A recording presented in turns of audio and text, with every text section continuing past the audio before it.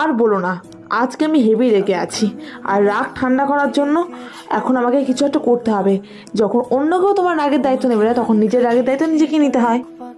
Flashback. এ মনা, এ দুপুরবেলা ভাত না খেয়ে দইয়ের হাঁড়িটা নিয়ে কি করতে বসেছিস? চল ভাত খাবি।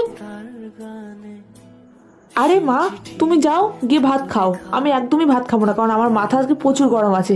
জানো তোমার ছেলে কি করেছে? তোমার ছেলে কাণ্ড দেখে আজ আমার মাথা কিন্তু আগুনের মতো ফুটছে। তাই এখন আমি লস্যি বানাবো, লস্যি বানিয়ে নিজের মাথা নিজেই ঠান্ডা করব। এ আমার ছেলে আবার কি কথা? আমার ছেলে তোর কি হয় ভাই? বল কেন, কি করেছে ভাই? কি করেছে সেটা আমার তোমাকে বলতে একদম ইচ্ছে করে না, কারণ তোমাকে বললে তো তুমি বিশ্বাসই করো না তোমার গুণধর ছেলের কাহিনী। তাহলে আর কি বলবো? আরে বাবা বলবি তো, না হলে কি করে বিশ্বাস করব? আগে তো বল, তারপর শুনবো, তারপর বিশ্বাস করব। কালকে আমি পার্সে 500 টাকার নোট রেখেছিলাম, আর আজকে সকালবেলা উঠেছি দেখছি 500 টাকার নোটও নেই। মা, কি হবে এবার?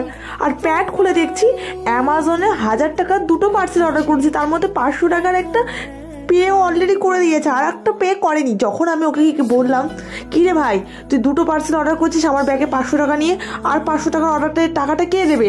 তখন ও বলে কি জানো, কেন তুমি দেবে, কারণ এটা তোমার জন্যই নেয়া।